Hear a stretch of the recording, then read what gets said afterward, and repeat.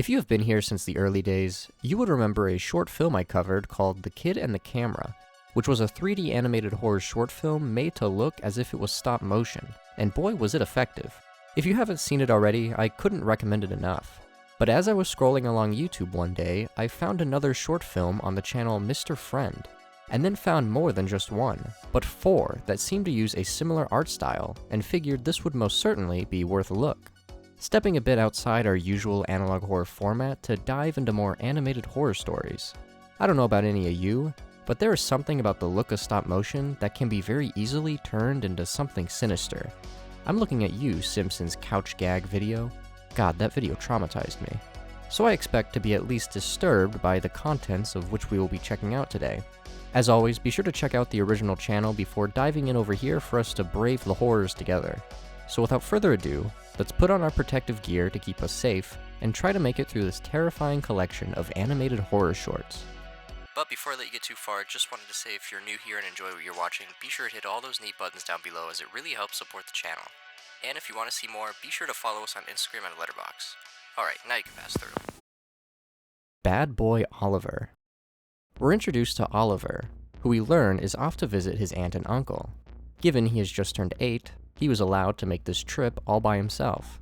We're immediately hit with an old VHS-style kids animation. While everything appears to be innocent, I can't help but consistently feel uneasy while we're in this world. Even the narrator seems to be right out of your classic children's show.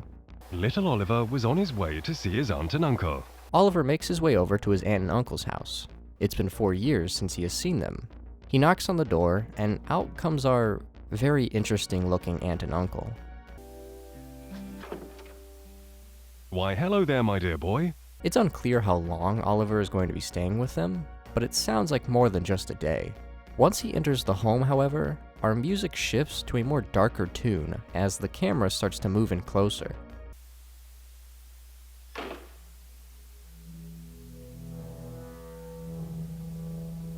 He's brought to his room, and Oliver's face immediately drops.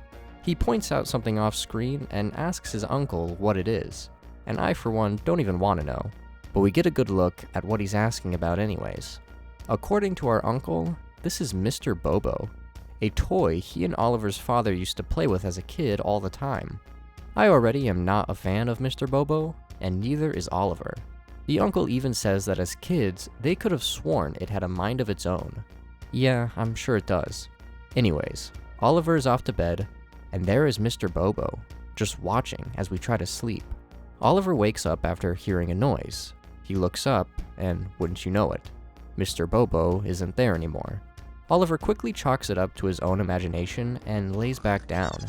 But as we can see, this may not just be his imagination.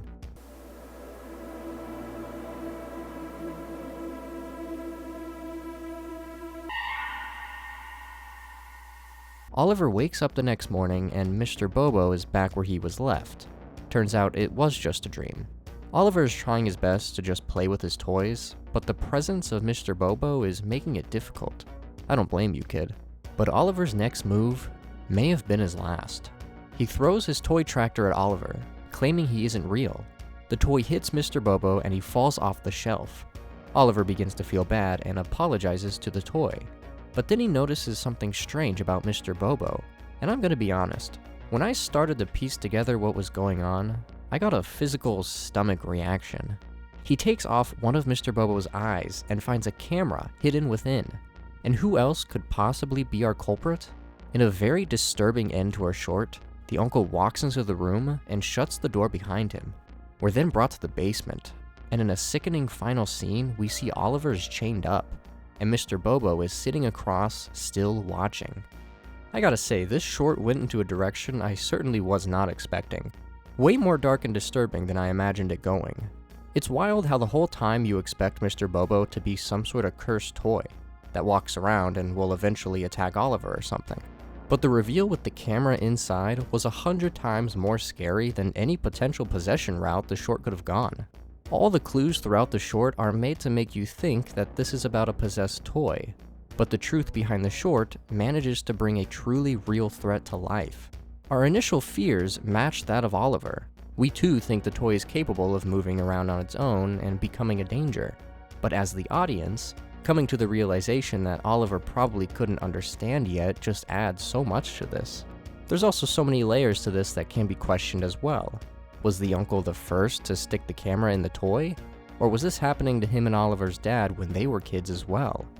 Truly a master short film that knows exactly how to subvert your expectations for scares that hit a lot harder.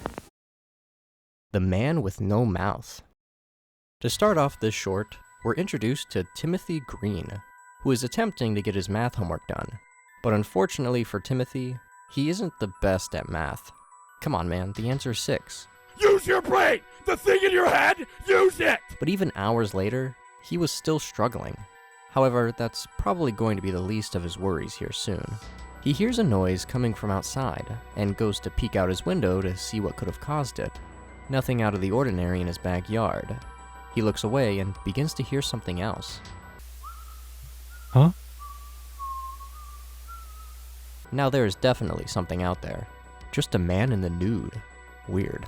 He waves at our character, but luckily, Timothy has the sense to shut his curtains. I'd be running and notifying some parents at least. But alas, he just goes to retry his homework.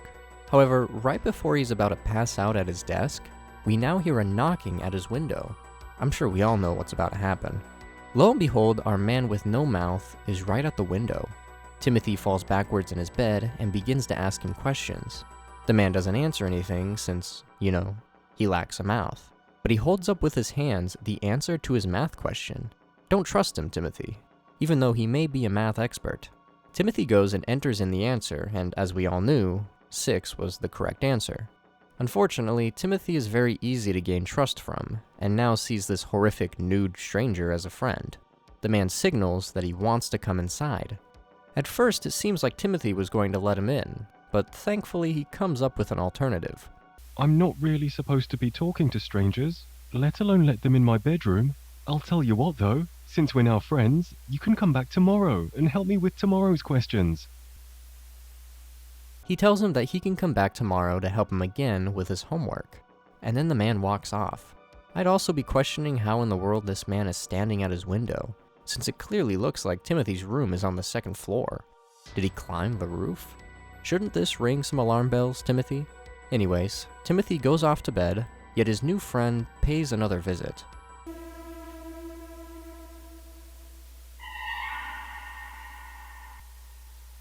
He puts his hand on the window, which seems to almost wake Timothy up, but he ends up falling back asleep. But that's not the last our man plans on staring through the window. The next evening arrives, and Timothy is back home to get back to his work. The answer is 9, Timothy. Since Timothy can't hear me giving him the answer, he walks back over to the window and tries to look for our stranger. But once he goes back to his desk, the familiar whistle returns, and our man is back at the window. How is this guy whistling with no mouth? Timothy is unfortunately excited to get his help, except the man this time doesn't answer, and Timothy makes the worst decision he could ever make. Is it too difficult? Well, come and take a closer look. After foolishly letting this guy into his room, he sits at his desk and in an honestly funny turn of events, he asks the same question I was just asking. By the way, I was wondering, how do you whistle when you have no mouth? But it doesn't fare too well for our main character. The man's mouth opens wider and wider, and Timothy slowly realizes his mistake. And in a shocking scene, our man bites the head off of Timothy and swallows it up. In a bit of a screw you moment to Timothy, after eating him, he answers his math problem. Both of our short films so far have seemingly been about the danger of strangers. We see how in the minds of these kids, they just aren't taking into account the fact that these situations are obviously very unsafe. You can more so understand Oliver, since it was his uncle, but it just shows that even those you should feel safe around can still be strangers in their own right, considering Oliver's uncle had this horrific side to him. Timothy, on the other hand, was an example of how it was so easy for this man with no mouth to gain his trust, coming off as a friend just trying to help him with his math homework. But the literal second he was let into his room, all bets were off and he had him for dinner. The whole time we the audience are watching this horror short, we're screaming at our screen to not trust anything this man is attempting to say. Apple Vision Pro. I've probably been anticipating this one the most, since I'm curious to see what sort of horrors we're going to get through this augmented reality lens. Our star of this short is Kevin, and today is a very special day. He is receiving a brand new Apple product. I wonder what it could be. He opens the door and brings his package inside. Would you look at that? It's the Apple Vision Pro. He puts it on and looks to be having a blast with it. His mom comes around the corner and asks him to take a break, since he has homework and all.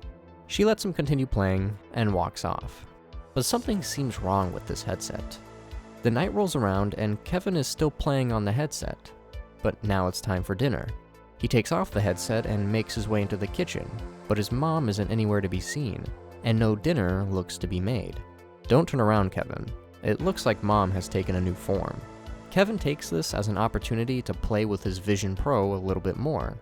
But when he puts it on, a quite unusual and tense scene takes over.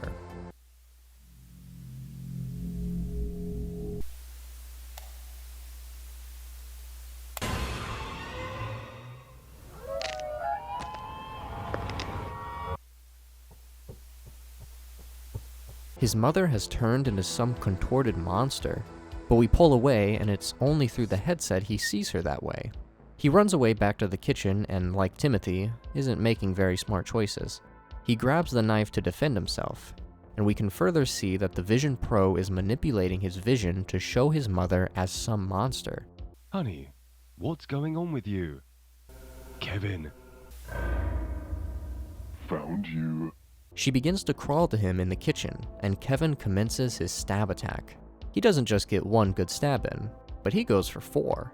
He takes off his headset to realize what he has actually done. He runs over to her and tries to apologize for his actions, but in an unexpected turn, the headset may not have been fooling us like we thought. I think something is terribly wrong with my Vision Pro headset. Ow, Mum, that hurts. I got you. The last thing we see in this short is Kevin trying to crawl away, lacking his feet, and his long-limbed mother isn't finished yet.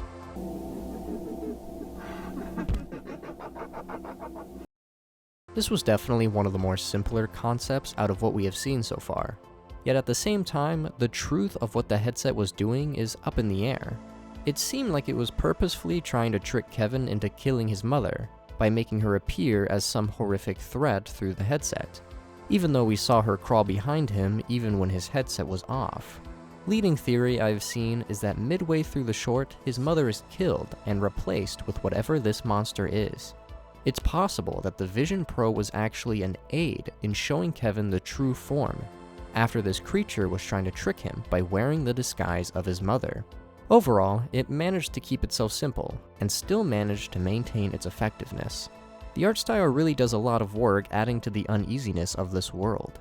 It almost seems to be tapping into that fear of liminal spaces as well. Something about how the setting and environment looks gives me that sense of being trapped in this inescapable world. Happy School. At the end of the day, it all comes back to analog horror, doesn't it? We are being shown a promotional video for Happy School, something that appears to be shown to all newcomers. Apparently, it's the absolute perfect choice on where to send your kids. When we go to talk about the classrooms, we end up glitching out and cutting to more of a found footage format, something I wasn't expecting given the way our last 3 shorts have gone. While walking around the classroom, we can see that it is the exact opposite of modern and well-equipped, almost abandoned at the moment. We end up getting introduced to some of the teachers, and something interesting to say the least is that they don't bite when requested. This is a bite-free zone. Why would they be biting them in the first place, I must ask? At the very least, it says they do everything for our children's education, even if that means leaving them faceless. Returning to the halls of this school, we continue to explore the scenery. This looks less like a school and more like I've been dropped in Amnesia: The Dark Descent. Once we get back to our promotional video, it's full-on corrupted. There is no one hiding in the floorboards. First thing I'm doing is checking underneath the floorboards. They also serve a whopping 8 meals a day. I sense plans to eat these guys. Our brave soul exploring the depths of this school manages to find a staircase leading down to this ominous door at the bottom. But before we make it to the bottom, we're brought to the last bit of this tape. A happy school means a hungry child. Not sure if that's how that works. I don't think I'm going to be sending my kid here, since it sounds like they never end up leaving given how great it sounds. But to end this short off, our character makes it to the door, and I'm worried to know what's on the other side.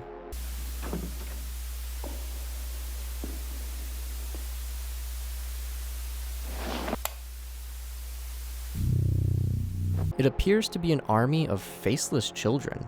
All the same child? Clones? Who's to say? But what's clear is that this school is most certainly not run by any humans. Perhaps these are a bunch of kids who had their souls eaten by whatever runs this place, and their lifeless bodies get propped up in the basement. Nonetheless, a great expansion to this collection of clay-styled horror shorts. My favorite out of these 4 short horror stories have to be Bad Boy Oliver and The Man with No Mouth.